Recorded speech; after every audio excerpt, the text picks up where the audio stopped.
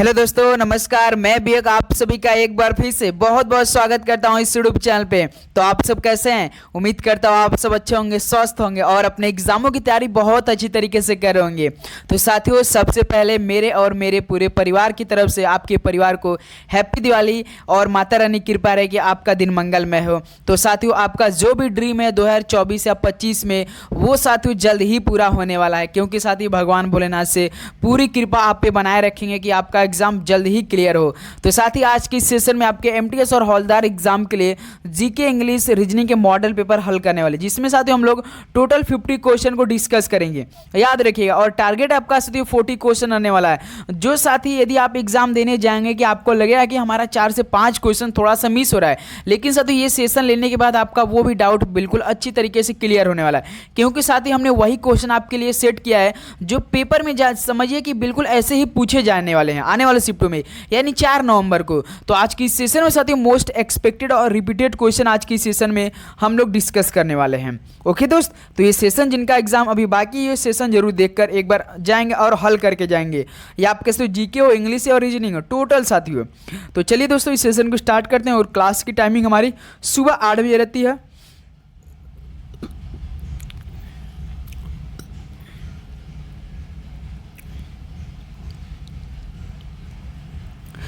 दोपहर 12:30 बजे रहती है और साथ ही शाम को 6 PM पे रहती है। ओके, तो चलिए इस सेशन को स्टार्ट करते हैं। और डिस्क्रिप्शन बॉक्स में अपना टेलीग्राम लिंक दिया गया है टारगेट विथ विवेक के नाम से, जो कि उस पर 4500 भाई जुड़ चुके हैं। तो साथ ही आप भी जल्द से जल्द जुड़िए, क्योंकि वहाँ पे आपका इंपॉर्टेंट नोटिस या कोई भी अपडेट रहता है तो वहाँ पे सबसे पहले दिया जाता है। तो चलिए दोस्तों, इस सेशन को स्टार्ट करते हैं। और लास्ट में आप सभी का साथी कितना स्कोर बनेगा ये हमें जरूर बताइएगा, एकदम ईमानदारी से। एक क्वेश्चन साथी याद रखिए 3 नंबर कराएगा और माइनस मार्किंग भी 1 नंबर कराने वाला है। ये बात याद रखिएगा आप लोग। आपका जो भी साथियों जब पेपर देने जाएंगे तो आपके मन में डाउट रहता है कि यार 4 से 5 क्वेश्चन हमें नहीं आ रहा है, हम लोग इसको कैसे हल करेंगे। तो साथियों इस सेशन के बाद आपका वो भी डाउट एकदम अच्छे से क्लियर होगा, याद रखिएगा आप लोग। चलिए देखते हैं पहला प्रश्न। राष्ट्रीय कृषि एवं ग्रामीण विकास बैंक की स्थापना का वर्ष निम्न दिए गए विकल्पों में से चुनिए। तो साथ ही राष्ट्रीय कृषि एवं ग्रामीण विकास बैंक की स्थापना किस वर्ष में हुई थी? याद रखिएगा 1982 में हुई थी। तो पहले का हम लोग का डी ऑप्शन क्या हो जाएगा, यहाँ से बिल्कुल राइट ऑप्शन हो जाएंगे। चलिए अगला सवाल देखते हैं। क्वेश्चन नंबर देखिए सेकंड क्या दिया है। किस वर्ष में मुंबई में प्रार्थना समाज की स्थापना हुई थी? तो साथ ही जो प्रार्थना समाज की स्थापना हुई थी वो मुंबई में हुई थी, जो कि 1867 में हुई थी। याद रखिएगा ऑप्शन यहाँ से आपका सी बिल्कुल राइट ऑप्शन होने वाला है। ओके, बिल्कुल। चलिए अगला सवाल देखते हैं। क्वेश्चन नंबर देखिए थर्ड क्या दिया है। संसद शब्द ये किसको संदर्भित करता है? तो साथ ही जो संसद शब्द है ये राष्ट्रीय विधायिका को संदर्भित करता है। याद रखिए जो संसद शब्द है ना, ये साथ राष्ट्रीय विधायक को संदर्भित करता है। तो यहाँ से डी ऑप्शन क्या हो जाएगा आपका, बिल्कुल राइट ऑप्शन हो जाएंगे। चलिए अगला सवाल देखते हैं। क्वेश्चन नंबर देखिए साथी 4। निम्नलिखित में से कौन सा एक जीवाणु जनित रोग है? तो इनमें से कौन सा एक जीवाणु जनित रोग है, बताइए। राइट ऑप्शन दीजिए साथियों, क्या हो जाएगा सॉल्व करेक्ट राइट ऑप्शन। तो मेरे भाई जो जीवाणु जनित रोग है वो कुष्ठ रोग है। तो यहाँ से बी ऑप्शन हम लोग क्या होने वाला है, बिल्कुल राइट ऑप्शन हो जाएंगे। चलिए अगला सवाल देखते हैं। क्वेश्चन नंबर देखिए 5। विश्व का सबसे बड़ा नदी द्वीप कौन सा है? तो मेरे भाई विश्व का जो सबसे बड़ा नदी द्वीप है वो आपका माजुली द्वीप है। तो ऑप्शन देखिए यहाँ से माजुली द्वीप, बिल्कुल बी ऑप्शन आपका बिल्कुल राइट ऑप्शन हो जाएंगे। उम्मीद करूंगा दोस्तों आप लोग हर एक क्वेश्चन काफ़ी अच्छे से याद करोगे। आज तो दिवाली है तो आपका पढ़ने भी इसमें मन नहीं लग रहे होंगे, क्योंकि आज तो दिवाली आप लोग अच्छे से सेलिब्रेट करेंगे। बिल्कुल बी सेफ होकर सेलिब्रेट कीजिएगा साथियों, अच्छे से एकदम कीजिएगा। ओके, चलिए अगला सवाल देखते हैं। क्वेश्चन नंबर देखिए साथी 6 क्या है। सरकार की कौन सी शाखा कानूनों और नीतियों को लागू करने के लिए जिम्मेदार है? तो साथी सरकार की जो शाखा है कानून और नीतियों को लागू करने के लिए जिम्मेदार होती है वो साथी कार्यकारिणी है। तो यहाँ से ऑप्शन आपका सी क्या होने वाला है दोस्त, बिल्कुल राइट ऑप्शन हो जाएंगे। चलिए नेक्स्ट नंबर आपका देखते हैं। क्वेश्चन नंबर देखिए 7। मंत्रिपरिषद सामूहिक रूप से किसके प्रति उत्तरदायी होते हैं? तो मंत्रिपरिषद सामूहिक रूप से किसके प्रति उत्तरदायी होते हैं? तो मेरे भाई याद रखिएगा लोकसभा के। तो यहाँ से ऑप्शन ए क्या होने वाला आपका, बिल्कुल राइट ऑप्शन हो जाएंगे। ओके, चलिए नेक्स्ट नंबर आपका देखते हैं। क्वेश्चन नंबर देखिए 8 क्या दिया है। प्लासी के युद्ध के बाद किसको बंगाल का नवाब बनाया गया था? जब साथी प्लासी का युद्ध हुआ था तो उसके बाद याद रखिए मीर जाफर को बंगाल का नवाब बनाया गया था। तो यहाँ से बी ऑप्शन क्या होने वाला हम लोग का? बिल्कुल राइट ऑप्शन हो जाएंगे। ओके दोस्त, चलिए नेक्स्ट नंबर आपका देखते हैं। क्वेश्चन नंबर देखिए 9। जातक कथाएं इनमें से किस संप्रदाय से जुड़ी है? तो साथी जो जातक कथा है इनमें से संप्रदाय से जुड़ी है वो संप्रदाय आपका बौद्ध धर्म है। तो यहाँ से डी ऑप्शन क्या होने वाला है? डी ऑप्शन बिल्कुल आपका राइट ऑप्शन हो जाएंगे। ओके, चलिए नेक्स्ट नंबर आपका देखते हैं। क्वेश्चन नंबर देखिए 10।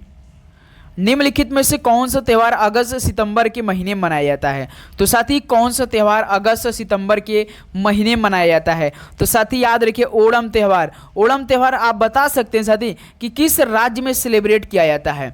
चलिए इस सवाल का राइट ऑप्शन आप हमें कमेंट बॉक्स में बताइए। आप सभी को पता होगा ओणम त्यौहार अगस्त सितंबर के महीने मनाया जाता है, लेकिन ये किस स्टेट में मनाया जाता है ये सवाल हम आपसे पूछना चाह रहे हैं। चलिए इस सवाल का राइट ऑप्शन दीजिए आप लोग।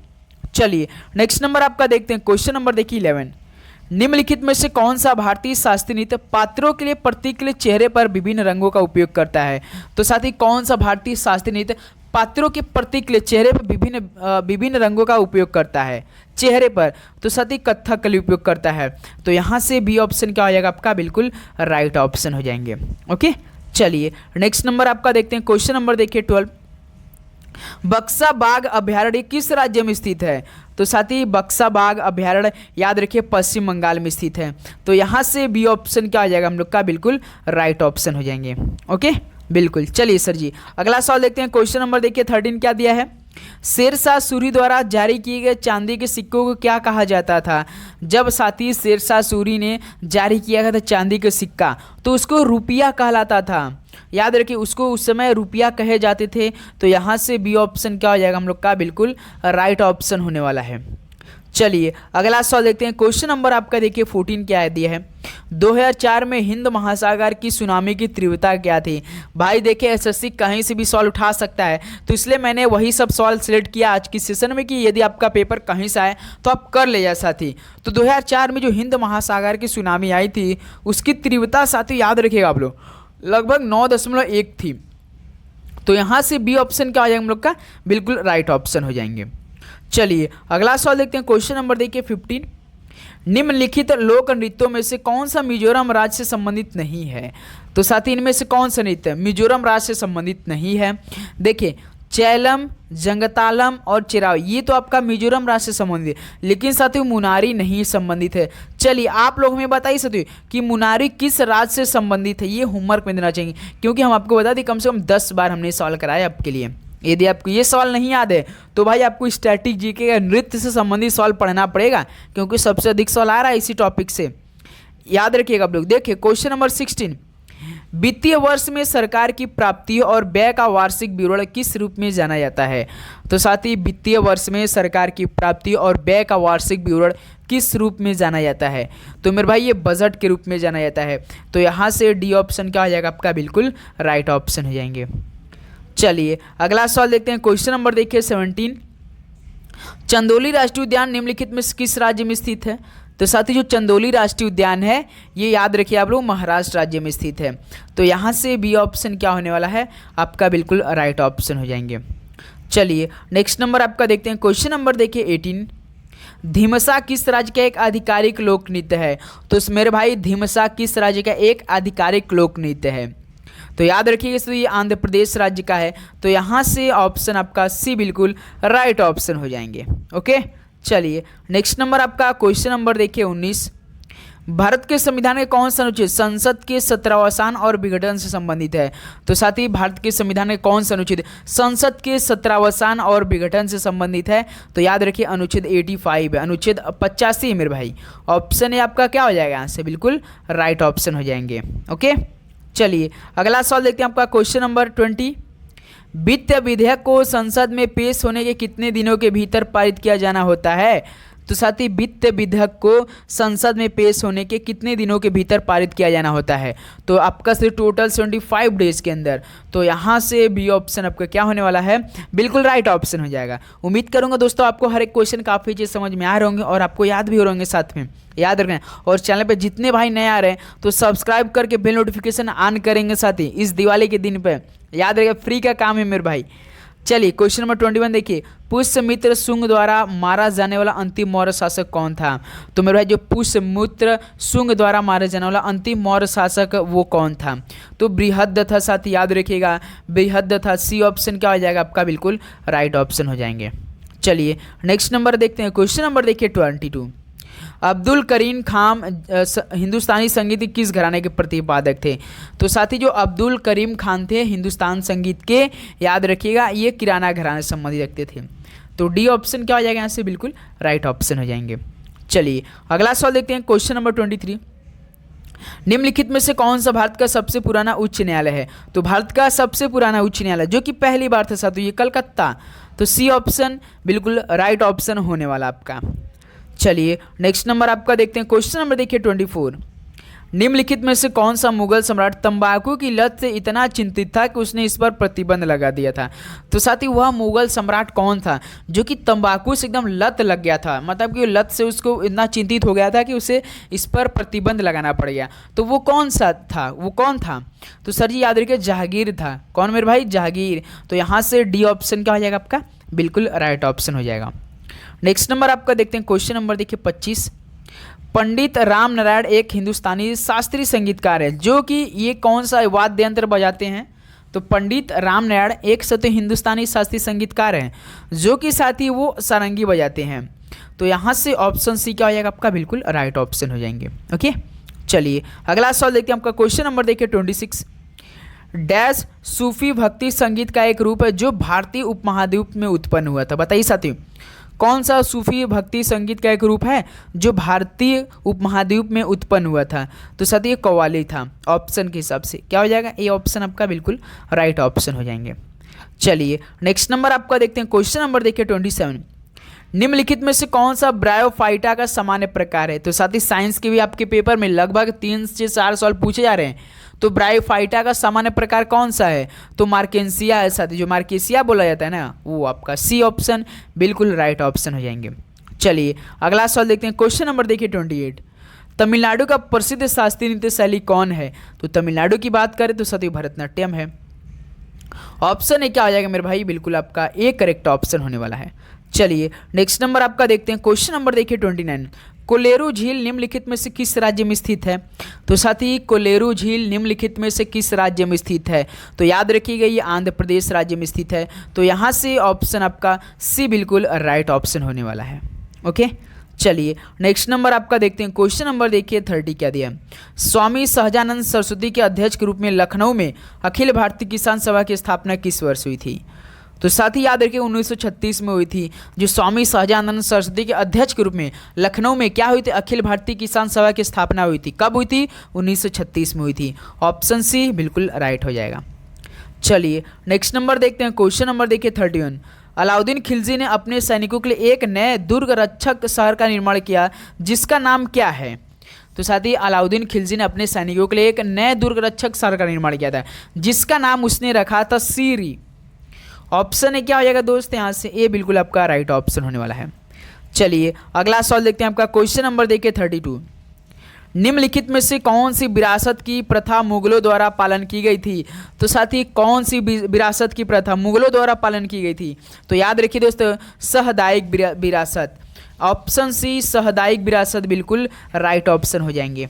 ओके चलिए नेक्स्ट नंबर बढ़ते हैं, क्वेश्चन नंबर देखिए 33, निम्नलिखित में से किसे अकबर ने खान ए खाना की उपाधि दी थी? तो साथी बताइए किसे अकबर ने खान ए खाना की उपाधि दी थी? तो याद रखिएगा मिर्जा अब्दुल रहीम खान को दिया था। तो डी ऑप्शन क्या हो जाएगा यहाँ सबका? बिल्कुल करेक्ट ऑप्शन हो जाएंगे। चलिए अगला सवाल देखिए, question number 34, Korba coalfield Bharat के किस राज्य में स्थित है? तो कोरबा कोल्डफील्ड भारत के साथ ये छत्तीसगढ़ राज्य में स्थित है। यहाँ से बी ऑप्शन क्या हो जाएगा आपका? बिल्कुल राइट ऑप्शन हो जाएंगे। नेक्स्ट नंबर क्वेश्चन नंबर देखिए 35, हिमालय में कितने मुख्य समांतर पर्वतमाला है? तो टोटल आपका हिमालय में 3 मुख्य समांतर पर्वतमाला है। चलिए देखिए अगला सवाल क्वेश्चन नंबर 36। अब देखिए साथियों इंग्लिश क्वेश्चन आ रहे हैं। यदि हम साथियों जीके में यदि 25 क्वेश्चन करते हैं तो साथियों 25 क्वेश्चन से पूरा टॉपिक क्लियर नहीं हो पाता, इसलिए हम डेली के डेली आपको कम से अधिक क्वेश्चन कराने का प्रयास करते हैं।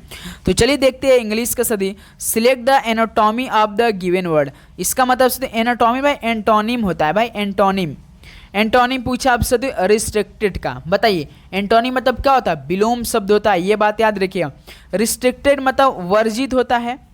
अनबाउंडेड क्या हो जाएगा सर जी, ये आपका असीमित हो जाएगा, ये हो सकता है अनबाउंड हो जाएगा। और बैरड मतलब क्या होता है, वर्जित ही होता है। अनमैनड मतलब क्या होता है, मानव रहित होता है। बैनड मतलब रोका लगाया हुआ, रोक लगाया हुआ। लेकिन यहाँ से हमसे एंटोनिम पूछा यानी अपोजिट वर्ड, तो रिस्ट्रिक्टेड माने अनबाउंडेड हो जाएगा। ये ऑप्शन यहाँ से क्या हो जाएगा आपका, बिल्कुल साथी करेक्ट ऑप्शन हो जाएंगे। ओके चलिए अगला सवाल देखते हैं। क्वेश्चन नंबर देखिए 37। Select the incorrectly spelled word. Disappointment बिल्कुल निराश जैसे आप लोग हो जाते हैं।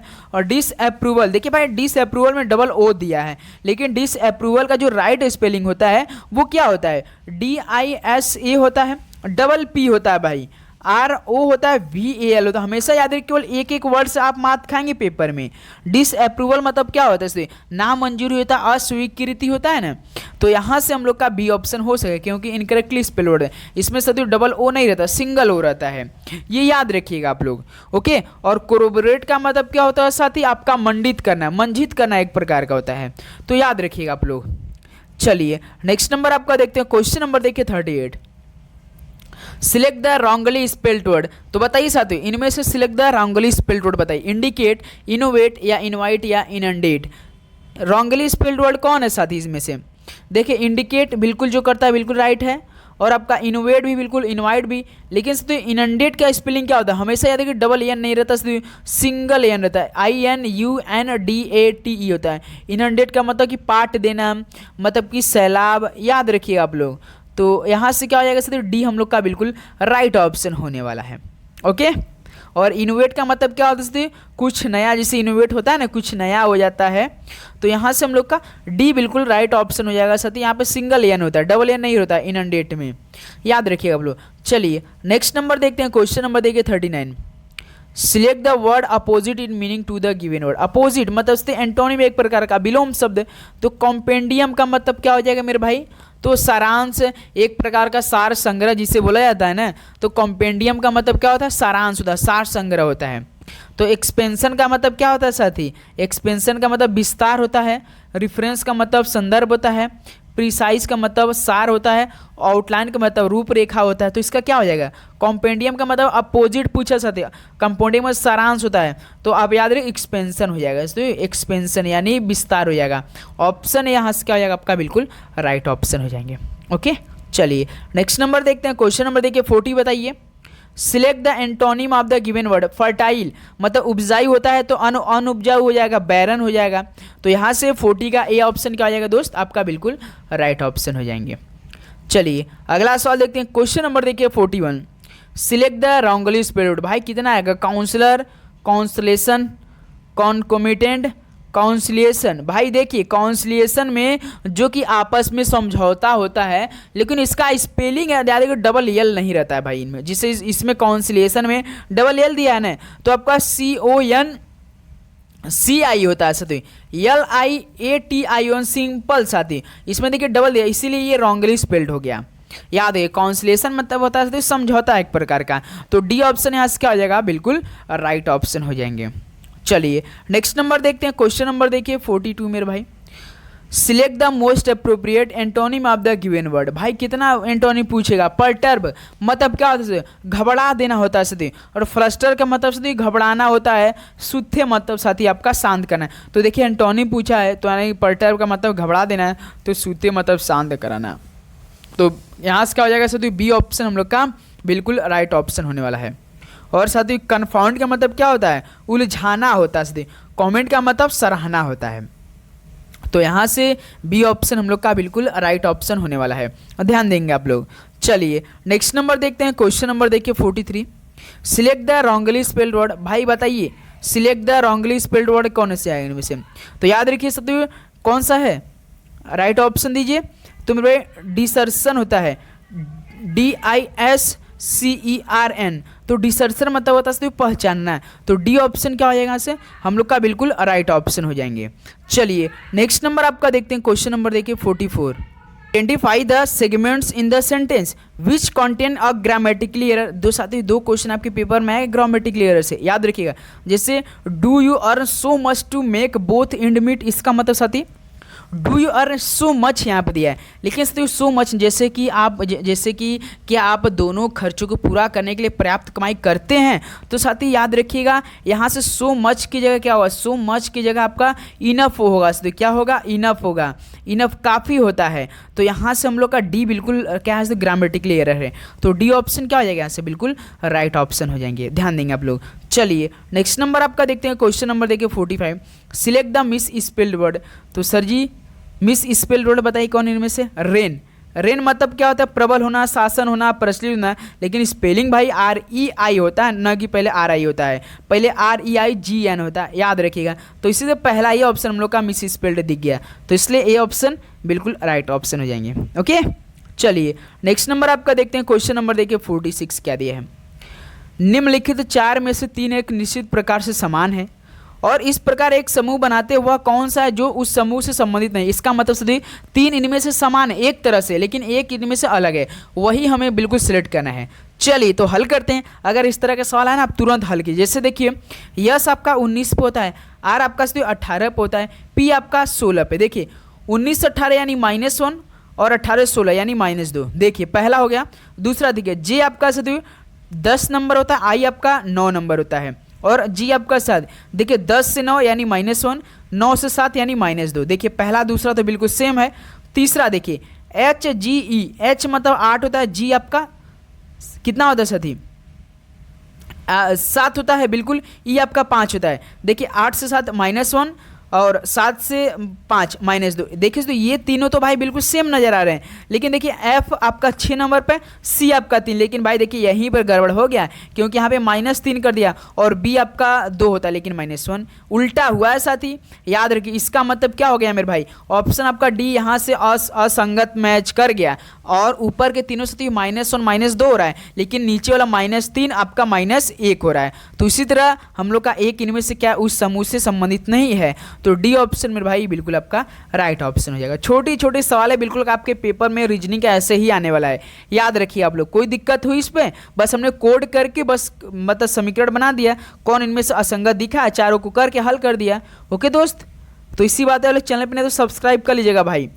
चलिए अगला सवाल देखते हैं, क्वेश्चन नंबर देखिए 47, दी गई श्रृंखला में प्रश्न चिन्ह के स्थान पर कौन सी संख्या आएगी। चलिए इस सवाल को हल करके आप लोग हमें बता सकते हैं क्या, जैसे 2, 10, 26 (82) बताइए दोस्त किस तरह से आ सकता है। 2 से 10 आपका +8, 10 से 26 +16, उसके बाद 8 से 16, यदि हम 8 दूना 16 दूना 24 कर लेते हैं तो 50, 8 दूना 16 दूना 32, यदि हम 32 करेंगे 50 में 82। भाई देखिए क्या क्या है, +8 +16 +24 +32 यानी 8 का क्या पहाड़ा पड़ दिया, टेबल पड़ दिया है। तो देखिए हमने 2 से 10 गए यानी +8 किया, फिर 10 से 26 यानी 10 में हम ऐसा क्या जोड़े कि 26 आ जाए, तो +16 जोड़े, फिर कहा 26। हमने एक दिमाग लगाया +8, देखिए 8 हो गया +16, क्या उसी पर फिर +8 जोड़ेंगे क्या 24 हो जाएगा। देखिए 24 हुआ, 24 में 26 को जोड़ेंगे 50, जो कि